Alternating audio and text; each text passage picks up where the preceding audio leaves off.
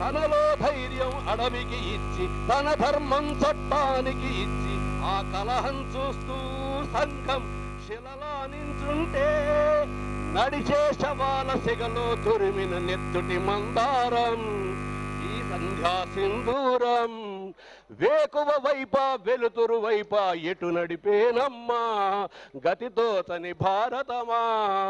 ఇట్లాంటి ప్రశ్నలు వేసుకోవాల్సిన తరుణం ఇది. ఈ సమయంలో మనం ఏం చెయ్యాలి అనే ఆలోచన నినాదాలకు ప్రతి నినాదాలు ఇవ్వడంతో సరిపోదు. ఎక్కడో ఏదో కన్నయ్య మాట్లాడినంత మాత్రాన ఆ మాటలకు ప్రాధాన్యం ఇస్తూ మనం ఒక డిఫెన్సివ్ వాయిస్తో మాట్లాడితే సరిపోదు. మామూలుగా ఒక బుకాయింపు చేస్తుంటే రాజ్యాంగం ఏం చెప్పిందో నీకు తెలుసా, రాజ్యాంగం ఏం చెప్పిందో నీకు తెలుసా, రాజ్యాంగం ఏం చెప్పిందో నీకు తెలుసా, నీకు తెలుసా, నీకు తెలుసా అంటే నిజంగా మన అందరికీ తెలియదు కాబట్టి మెమ్మెమ్మే అండం కాదు. ఒక నమస్కారం పెట్టి నాయన నాకు తెలీదు, నీకేమైనా తెలిస్తే చెప్పు వింటాను నేర్చుకుంటానంటే జవాబు చెప్పే బాధ్యత వాడు తీసుకుంటాడు, నోరు మూసుకుంటాడు. మనం చూడాల్సింది ఎవడో ఒక కన్నయ్యను కాదు, ఆ కన్నయ్య వెనకాల ఉన్నటువంటి యువతరాన్ని.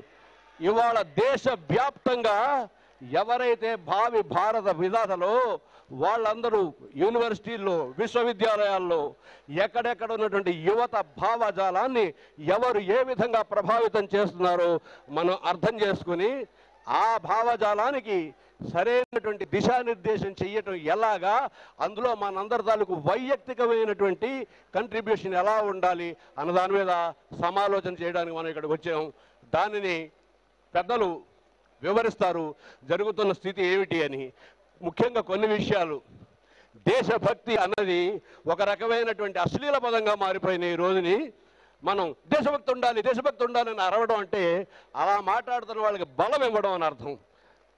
చిన్న చిన్న మాటల్లో కూడా అర్థం కాని వాడికి చిన్న చిన్న ఉదాహరణలే చెప్పాలి.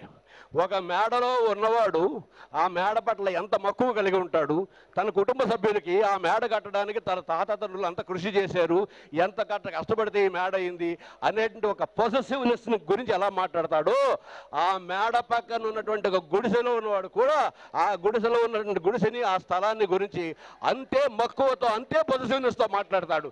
దేశభక్తి అనకండయ్యా, దేశభక్తి అనకండి, దేశ అవసరం అనండి.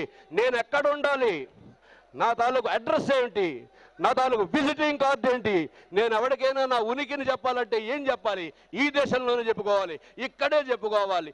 ఇది పూరి కొంపైనా కన్నాలు పడిపోతున్నటువంటి చూరు కొంపైనా సరే దీన్ని బాగు చేసుకుని ఇక్కడే ఉంటాను అనే పొజిటివ్నెస్ పేరు దేశభక్తి అండలు ఇష్టం లేకపోతే దేశ అనురక్తి అనండి, దేశం తాలూకు అవసరం అనండి.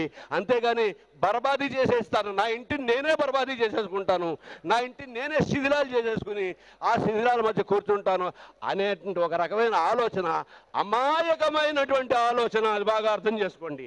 ఈ అమాయకమైన ఆలోచనను ప్రవేశపెడుతున్నటువంటి నేపథ్యంలో ఉన్న శక్తులు మనం అర్థం చేసుకుంటే ఆ నేపథ్యంలో ఉన్న శక్తులు ఈ దేశానికి సంబంధించినవి కావు. ఎలాగైనా ఈ దేశాన్ని కబళించాలని, అది ఇంగ్లీష్ వాడు నేర్పిన పాఠం. ఇంత విశాలమైనటువంటి ఈ దేశాన్ని మనం ఏ రకమైన బలంతో పరిపాలించలేం కాబట్టి వాళ్ళంతటా వాళ్లే దాసోహం అని ఆత్మహత్య చేసుకునే ఆలోచన సంవిధానాన్ని వాళ్ళలో ప్రవేశపెట్టినట్లయితే వాళ్లే ఆత్మహత్య చేసి చచ్చిపోతారు అని మన చరిత్రను మనకి అసలు ఇది మన దేశమే కాదు, మనకి చెందిన దేశం కాదు, మనం ఎక్కడో మధ్య ఆసియా నుంచి హిందూకుష్ పర్వతాల్లోంచి వచ్చినటువంటి బందిపోటు దొంగలం, ఇక్కడ సహజంగా ఉండే వాళ్ళందరినీ చంపేసిన వాళ్ళం అని నేర్పిన పాఠాలనే ఇవాల్టి వరకు చదువుతూ కూడా ఇదొక దేశమే కాదు.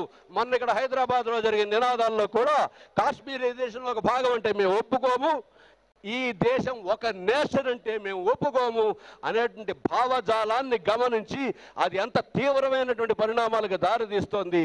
ఒక భావజాలం వెనకాల నేపథ్యాన్ని మనం గమనించాలి. ఒక విద్యార్థి ఆ నినాదం ఇచ్చాడు అంటే ఆ విద్యార్థి వెనకాల ఒక కుటుంబం ఉన్నది. చదవడానికి ఆ విశ్వవిద్యాలయానికో కుటుంబానికో పంపించినటువంటి తల్లిదండ్రులు అబ్బాయి నువ్వేం మాట్లాడుతున్నావు, నువ్వేం ఆలోచిస్తున్నావు, ఏం చదువుతావు, ఏ ఉద్యోగం చేస్తావు, ఏ వ్యాపారం చేస్తావు, ఎక్కడ నీ వేదిక ఏమిటి, దాని గురించి నీ అభిప్రాయం ఏమిటి, నీ ఇంటి గురించి నీకు ఎలాంటి అభిప్రాయం ఉండాలో నీ దేశం గురించి కూడా నీకు అలాంటి అభిప్రాయం ఉండాలి అని ఆలోచిస్తున్న కుటుంబాలు ఎన్ని. అవి ఆలోచించాలంటే మనం ఏం చెయ్యాలి? ఇలాంటి విషయాలు ఎన్నో సంబంధించిన ప్రశ్నలు ఉన్నాయి. ముఖ్యంగా వాళ్ళు మాట్లాడుతున్నప్పుడు వాళ్ళ అరుపులకి ప్రతిగా అరుపులు ఇవ్వడం అనేది భారత మాతాకి జై అనకపోతే దేశభక్తి కాదు అంటే జై అని అనడం కరెక్ట్ కాదు. సరేనైనా అనకు, మాకేం అభ్యంతరం లేదు. నీకు తల్లికి దండం పెట్టడం అంత కష్టంగా ఉంటే మానేసేయి. నిన్ను ఎవడడిగాడో తల్లికి దండం పెట్టమని ఎవడు అడగలేదే అని అంటే అవతల వాడు డిఫెన్స్లో పడతాడు. రక్షణాత్మక వ్యూహంలో అవతల వాడిని పెట్టడం అనేది మనం చేయాల్సిన కర్తవ్యం. అదొకటో కర్తవ్యం. రెండో కర్తవ్యం, వ్యక్తిగా నేనేమిటి ఆలోచిస్తాను. ఒక టీవీ చూస్తున్నప్పుడు అక్కడ వాళ్ళు ఎలాగ వాదించుకుంటున్నారో దాంట్లో ఆసక్తి పొందుతానా, లేకపోతే వ్యక్తిగా నేను నా సామాజిక మాధ్యమాన్ని కానీ నా స్నేహితుల్ని కానీ నా కుటుంబ సభ్యులను కానీ వాళ్ళతో కూర్చుని నాకు సంబంధించిన ఆలోచనలు పంచుకుంటానా, ఆ ఆలోచనలు నిర్మాణాత్మకమైన దిశలో వెళుతున్నాయా, దేశానికి సంబంధించిన దిశలో వెళుతున్నాయా అనే విధంగా ఆలోచించుకోవాలి. అది ప్రతి ఒక్కరి బాధ్యత. ప్రస్తుతం నేను చెప్పదలుచుకుంది ఇంతే. చాలా చెప్పాలనుకున్నా ఇది నా ప్రారంభం, తర్వాత కార్యక్రమం జరుగుతుంది. అందరూ కూడా ఇంత శ్రద్ధతో ఉన్నందుకు ఈ శ్రద్ధా భక్తులే ఈ వర్షమే భారత మాతకి అభిషేకం, భారత మాత పాదాలకి నీరాజనం. భారత్ మాతకి జై. ఇప్పుడు retired army major general Bakshi గారు మాట్లాడతారు. सबसे पहले मैं आप सब दक्षिण भारत के लोगों को सुनिए, मैं दोनों हाथ जोड़कर प्रणाम करना चाहता हूं आप सबको, क्योंकि हमारे देश की असली संस्कृति आपने बचा के रखी है। और आज जो आपका स्पिरिट मैं देख रहा हूं, मुझे बिल्कुल अपनी फौज की याद आ गई है और अपने फौज के दिन याद आ गए। जब भी ऐसी बारिश आती है फौज हमले के लिए जाती है, क्योंकि हमारे दुश्मन उस वक्त बंकर में छुप के ठर कांप रहे होते हैं। यही टाइम होता है हमला करने का। आज मुझे बहुत अच्छा लग रहा है, एक बार फिर जैसे हम फौज में भीगते थे पहाड़ों पे, ये तो आप मैदान में हैं, कारगिल की ऊंचाइयों पे, सियाचिन की ऊंचाइयों पे जब बर्फ के तूफान आते हैं तो फौज बाहर निकलती है आगे बढ़ने के लिए। यह है समय। और देखिए, जब भी हमारी पलटन किसी लड़ाई किसी एक्सरसाइज के लिए जाती थी और अगर बारिश गिरती थी तो हमारे पंडित जी बोलते थे बहुत शुभ लक्षण है। आज ऊपर से ये सोम वर्षा हो रही है। देखिए, वेदों में लिखा है कि जहां अच्छी भावना होती है सोम उसकी तरफ अपने आप खिंचा आता है। ये है सोम, ये जो आसमान से आपकी अच्छी भावना की तरफ गिर रहा है। हटा दीजिए ये सारे कुर्सी उर्सी, आराम से। कभी कभी बारिश में भीगने का बहुत मजा आता है। इसको just take it out. No I don't need this, just take it out.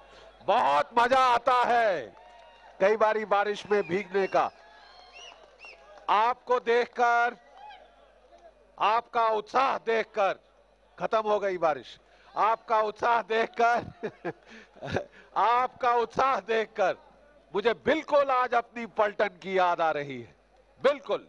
देखिए, जो हमारा बैच था, हम लोग, जरा एक बारी जोर से मेरे साथ बोलिए, भारत माता की, भारत माता की जय हिंद। Thank you. अब पलटन का माहौल बन गया। मातरम मातरम मातरम।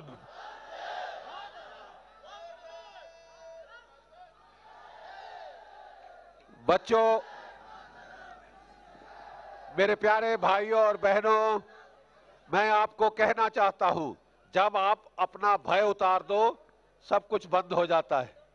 आपने छाता उतार दिया, बारिश बंद। ये फौज का असूल है, जो डर गया सो मर गया। जो मेघ मीन से डरता। देखिए, मैं आपको बिल्कुल, आज मुझे फौज के दिन याद आ गए हैं और बहुत अच्छा लगा मुझे आपने कि यहां बुलाया, आपने इज्जत दी। मेरा जो बैच था हम लोग सन 1971 में कमीशन हुए थे। हमारे बैच को पास आउट होना था दिसंबर 1971 में। उस वक्त लड़ाई के बादल आसमान में मंडरा रहे थे और हमें जो है 1 महीना पहले बोला गया, अब तुम्हारी ट्रेनिंग शेनिंग पूरी समझो, तुम्हारी जरूरत है, युद्ध छिड़ने वाला है, आपकी जरूरत है और आप जल्द से जल्द हम चाहेंगे कि आप लड़ाई के मैदान में उतरो। जब तोपें लड़ाई के मैदान में गरजती हैं तो तोपों को चारा चाहिए होता है, तोपों को खाना देना होता है और वो खाना हम जैसे लोग होते हैं तोपों के लिए। तो हमारे बैच को 14 नवंबर 1971 को कमीशन दे दी गई। हमें 10 दिन की छुट्टी दी, जाके अपने माता पिता को मिलो, जाके अपने माता पिता को मिलो, पांव छू लो और उसके बाद सीधा लड़ाई के मैदान में।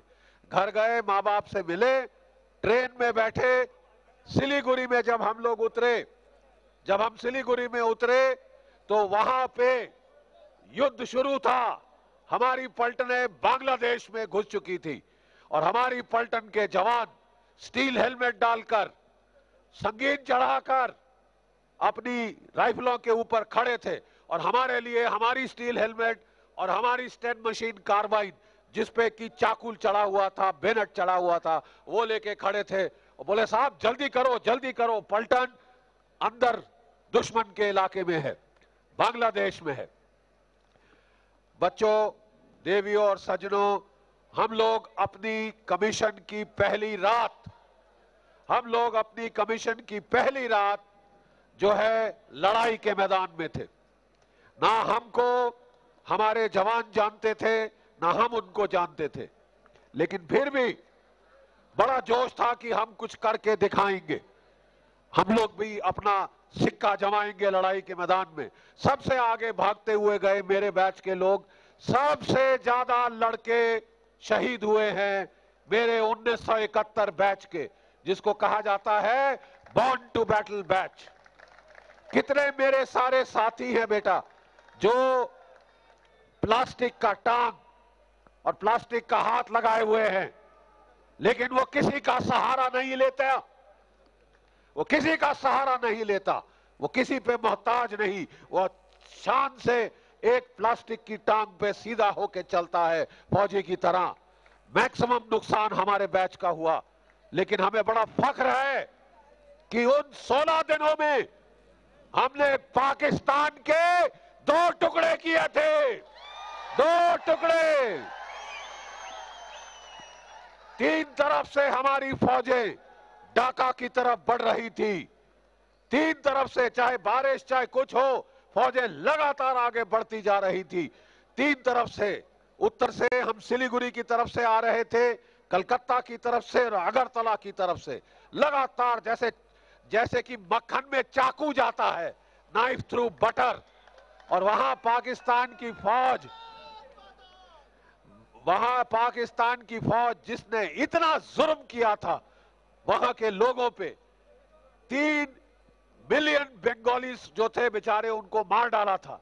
1 मिलियन औरतों की इज्जत लूटी थी और 6 मिलियन हमारे देश में घुसेड़ दिए थे, भगा दिए थे रेफ्यूजीज की तरह। और बड़ा वो जो निहत्थे लोगों के ऊपर वो बहुत दिखाते थे, जुर्म करते थे, लेकिन जब फौज का सामना पड़ा, असली फौज का सामना पड़ा, तो वो तितर बितर हो गए, जैसे गीदड़ जाते हैं। और 16 दिन के अंदर हमने पाकिस्तान के 2 टुकड़े किए थे, ये मैं बताना चाहता हूं। और आजकल खास तौर हैं यहां फौजी, हमारी पीढ़ी ने तो पाकिस्तान के 2 टुकड़े किए। आने वाले दिनों में हमारी ये दुआ है, हमारी ये प्रार्थना है कि आप हमारे बच्चे, जो बाकी बचा हुआ पाकिस्तान है, उसके 4 टुकड़े करेंगे, 4 टुकड़े करेंगे। हम लोग बिना मतलब के नहीं लड़ते। हमारी सब्र का मादा जब हद पार कर दी थी पाकिस्तान ने, 1965 में उसने कश्मीर में बगावत करा के छीनने की कोशिश करी, हार गया। तब जाके उसने बांग्लादेश के अंदर ये कहर कहर ढाला। जनरल टिक्का खान को भेजा, जो कि वहां जाके उसको बोला कि कत्ल गारत करो, कत्लेआम करो। और उस कत्लेआम के जवाब में हमारे देश में रेफ्यूजी पे रेफ्यूजी मरा है, रोते लोग, मार खाए लोग, पिटे हुए लोग बेचारे शरण में आए हमारी। तब भी 8 महीने हमने सब्र दिखाया, 8 महीने सब्र दिखाया। और उस वक्त थी इंदिरा गांधी मैडम। और देखिए देवी प्रचंड होती है, जितना मर्दों ने नहीं किया उस औरत ने कर दिया हमारी। और चढ़ जाओ इनके ऊपर, ऐसा हुक्म चाहिए होता है फौज को, चढ़ जाओ, खत्म करो ये तमाशा, खत्म करो ये तमाशा। उस वक्त पाकिस्तान की फौज का कमांडर था lieutenant general Amir Akbar Abdullah Khan Niazi, हिलाले जुर्रत, सितारा पाकिस्तान, उसको टाइगर बोलते थे। वो अपने आप को बड़ा भारी योद्धा समझता था और उसने कहा कि मैं 1000 साल तक भारत की फौजों से लड़ूंगा, 1000 साल तक। 16 दिनों में उन फौजों का काम तमाम हो चुका था, काम तमाम हो चुका था। बेटा 14 दिसंबर को कहानी सुनाता हूं बच्चों आपको। 14 दिसंबर को हमारे जो रेडियो इंटरसेप्शन यूनिट थे, उन्होंने मैसेज इंटरसेप्ट किया कि ढाका में दुश्मन के टॉप कमांडरों की कॉन्फ्रेंस होने वाली है, मीटिंग होने वाली है। और हम लोग जो थे फटाफट हमारी एयरफोर्स के 4 MiG-21 जेट फाइटर्स 30-30 रॉकेट डाल के अपने ऊपर वो लोग उड़ते हुए गए, गड़गड़ाते हुए ढाका के चक्कर मारे उन्होंने। दुबक गई सारी पाकिस्तान की फौज, सीधा डाइव मारी जहाजों ने एक के बाद एक। और जिस कमरे में वो कॉन्फ्रेंस हो रही थी, बड़ा आलीशान कमरा, चमकता हुआ टेबल मेहगनी का, ऊपर जो है आपके वो टंगे हुए क्या कहते हैं शैंडलियर्स, कांच के झिलमिलाते, वहां पाकिस्तान की फौज का कमांडर और उनका गवर्नर वहां कॉन्फ्रेंस कर रहे थे। धनाधन रॉकेट ठोके हमारी एयरफोर्स ने, सारे शैंडलियर गिर के चूर चूर हो गए। वहां शीशा शीशा ही शीशा चारों तरफ, खिड़कियां उड़ गई, परखच्चे उड़ गए, दरवाजे उड़ गए। सारे के सारे जो पाकिस्तान के टॉप कमांडर थे साहब, वो टेबल के नीचे छुपे, वो टेबल के नीचे छुपे से जो उनका गवर्नर अदम मलिक था, उसने कागज का टुकड़ा लिया और बोला आई रिजाइन, मैं रिजाइन देता हूं, मुझे नहीं लड़ना आगे। और lieutenant general Amir Akbar Abdullah Khan Niazi वो फपक के बच्चों की तरह रोने लगा, बच्चों की तरह रोने लगा। पिंडी में बैठे हरामजादों ने मरा दिया, ये इस तरह बच्चे की तरह रोते देखा है हम लोगों ने उसको। और उसके बाद बेटा बिल्कुल हौसला लड़ने का खलास हो गया, पस्त हो गया हौसला। एक दिन बाद अगले दिन 15 तारीख को lieutenant general Jacob, JFR Jacob helicopter लेके उतरा सीधा ढाका में। और सीधा वो बोला जीप लाओ, दुश्मन को बोला जीप लाओ, वो चुपचाप सलूट मार के जीप ले आए, निहत्था खाली हाथ, दुश्मन के खेमे में घुस जाने वाला, निहत्था और खाली हाथ। ठीक है साहब, वो वहां पहुंचा, उसने नियाजी के पास गया, उसके टेबल पे जाके फेंका, जनरल नियाजी ये है इंस्ट्रूमेंट ऑफ सरेंडर, आत्मसमर्पण के कागज, इनको पढ़ लो, मैं तुम्हें 20 मिनट दे रहा हूं और 20 मिनट के बाद इस पे साइन करो, नहीं तो मेरी हवाई फौज दोबारा तुम्हारे छक्के छुड़ाने आएगी, याद रहे। और मुक्ति बाहिनी के लोग जिनकी औरतों की असमत तुमने लूटी है, वो बेनट लेके तुमको संगीन भोग के मारने के लिए उतावले हो रहे हैं, हमने रोक के रखा है अभी तक, मैं छोड़ दूंगा बिल्कुल। नियाजी के हाथ थर थर कांप रहे थे, उसने किताब पढ़ी नहीं गई, सिर पकड़ के ऐसे बैठ गया। 20 मिनट तक ये सिगार स्मोक करता हुआ गया। बोले हैव यू फिनिश्ड? देखा कि उसने साइन नहीं किया था, कहता है general Niazi I take it as sign, कल सुबह 16 दिसंबर की तारीख ढाका के रेस कोर्स मैदान में तुम और तुम्हारी फौज हथियार डालेंगे। पूरे लाइनअप हो गए। 16 दिसंबर सन 1971, 93,000 कैदी, बच्चों 93,000 प्रिजनर्स ऑफ वॉर हमने जैसे भेड़ बकरी को, डंगर को मालगाड़ी में भरा जाता है, उस तरह मालगाड़ी में डाल के जाते देखा है हमने। बच्चों, मैं आपको ये कहानी क्यों सुना रहा हूं? मैं आपको ये कहानी इसलिए सुना रहा हूं कि आप समझें कि जब ये देश फैसला कर लेता है, हम क्या नहीं कर सकते। तोड़ दिया पाकिस्तान को दो में। जो कहते थे एक पाकिस्तानी 10 हिंदुस्तानी के बराबर है, वो हथियार डाल के रो रहे थे और उनको डंगर जैसे भेड़ बकरी को तार के पीछे डाला जाता है, उस तरह उनको मालगाड़ियों में लाद के भेजा है हमने। हमने अपनी आंखों से ये देखा है। पाकिस्तान अब जानता है कि वो सीधी लड़ाई आपसे लड़ नहीं सकता, वो सीधी लड़ाई नहीं लड़ सकता। इसलिए पिछले 30 साल से वो आतंकवाद का दौर इस्तेमाल कर रहा है, वो आतंकवाद की टैक्टिक इस्तेमाल कर रहा है। झावेरी बाजार में मुंबई के वो बम फोड़ रहा है ताकि बूढ़े, औरतें, बच्चे मरे। अहमदाबाद में उसने बम लगाए ताकि बम फटे, 7-8 बम लगाए, और जब बेचारे रोते बिलखते रिश्तेदार वो अस्पताल जा रहे हो तो वहां पे अस्पताल में बम लगाया। जनीवा कन्वेंशन के मुताबिक घायल के ऊपर कभी कोई वार नहीं करता, दरिंदा ही वार करता है। ये दरिंदे हैं और लातों के भूत बातों की भाषा नहीं समझते। अभी तक हमने बहुत धैर्य दिखाया है, अभी तक हमारे देश ने बहुत धैर्य दिखाया है, क्योंकि हम बेवजह उचक के नहीं लड़ते। महाभारत में श्री कृष्ण ने कहा था कि लड़ाई आखिरी विकल्प होना चाहिए, it should be the last option. इसीलिए वो कौरवों के पास गए थे, दुर्योधन के पास। दुर्योधन, तू 5 गांव दे दे, सिर्फ 5 गांव दे दे और ये लड़ाई नहीं होनी चाहिए। उसने बोला 5 गांव छोड़ दीजिए, कुछ नहीं दूंगा मैं। उसने कहा दुर्योधन 1 गांव दे दे, 1 गांव दे दे। क्या बोला दुर्योधन? सुई की नोक जितनी जमीन मैं नहीं दूंगा, मैं लड़ूंगा। उसने कहा इतना लड़ने का शौक है, चल फिर इस लड़ाई में तेरी मौत होगी, तेरी मौत। कहर झेल रहे हैं। पहले पंजाब में 10 साल इसने आतंकवाद किया।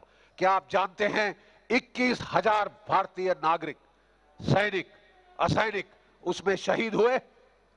जब हमने वहां काबू पा लिया, इसने लड़ाई जम्मू कश्मीर में ले गया और वहां पे 44,000 भारतीय सैनिक, असैनिक वहां पे शहीद हो चुके। 1993 से पूरे भारत वर्ष में खुल सिमसिम हो गया साहब, जैसे कि हंटिंग का लाइसेंस मिल गया है पाकिस्तान को भारतीयों का शिकार करने के लिए। अरे इतना बड़ा सूरमा है तो हमसे लड़े, तनख्वाह मिलती है लड़ने की, और 350 गाड़ के आया हूं रिटायरमेंट के पहले, और फिर लड़ना हो फिर लड़ेंगे। हम केवल पाकिस्तान को चेतावनी दे रहे हैं, अपनी मौत मत बुलाओ। और जब गीदड़ की मौत आती है तो वह शहर की तरफ भागता है। अब समझे, ये जो बेटा पुण्य काम है, इसलिए मैं बच्चों को 1971 की कहानियां सुना रहा हूं। तुम समझ लो। अरे दुनिया वालों, बुरी नजर ना हम पे डालो, सबसे आगे होंगे हिंदुस्तानी। हिंदुस्तानी सबसे आगे होंगे। पंगा लोगे, सहते रहते हैं, बहुत सहनशीलता है। जिस दिन सहनशीलता का मादा खत्म हो गया, तुम पे शामत आएगी। ये मत समझो, don't under estimate the Indians. ये स्पिरिट देखा बच्चों का आपने? इतनी बारिश में ये झंडे फहरा रहे हैं, इतनी बारिश में ये लोग भारत माता के जज्बे इनका दिल में भरा हुआ है। आप समझते हैं कोई इस देश को हरा सकता है? नहीं। अभी बच्चों, एक और किस्म का हमला हम पे हो रहा है। जब सीधी मैदान में लड़ाई नहीं लड़ सका तो छाया युद्ध का इस्तेमाल किया। अप्रत्यक्ष युद्ध का इस्तेमाल किया, टेररिज्म का इस्तेमाल किया, और अब वो जो है साइकोलॉजिकल वॉरफेयर का इस्तेमाल कर रहा है। भारत के निवासियों, मैं आपको कहना चाहता हूं, पिछले 6-8 महीने से आपके देश के खिलाफ एक अभियान चलाया जा रहा है। ये लड़ाई नहीं है, ये आइडियोलॉजिकल युद्ध है आपके देश को तोड़ने के लिए। मैं आपसे निवेदन करूंगा, एक राजीव मल्होत्रा हैं, उन्होंने एक किताब लिखी है ब्रेकिंग इंडिया, भारतवर्ष को तोड़ना की साजिश, और वो बताते हैं कि जब वो अमेरिका गए, वो यूरोप गए, वहां जो कई थिंक टैंक थे वो वहां पे गए और उन्होंने वहां देखा नक्शे भारत के, जिसमें छत्तीसगढ़ काटा हुआ, कश्मीर काटा हुआ, जो आपका नॉर्थ ईस्ट काटा हुआ, और वहां बनाया एफ्रो दलित फॉल्ट लाइंस कि भारतवर्ष को तोड़ेंगे इन फॉल्ट लाइंस के साथ साथ। ये जो दरारें हैं एफ्रो दलित, और आजकल आप क्या सुन रहे हैं? महिषासुर की पूजा, कास्ट को फिर उठाया जा रहा। अंग्रेजों ने आपको तोड़ा कास्ट का सहारा लेकर, अंग्रेजों ने आपको तोड़ा कास्ट का सहारा लेकर, और जब 1857 की गदर हुई तो उन्होंने कहा था, बेटा रहने दो, हाँ, उन्होंने कहा था कि हम भारत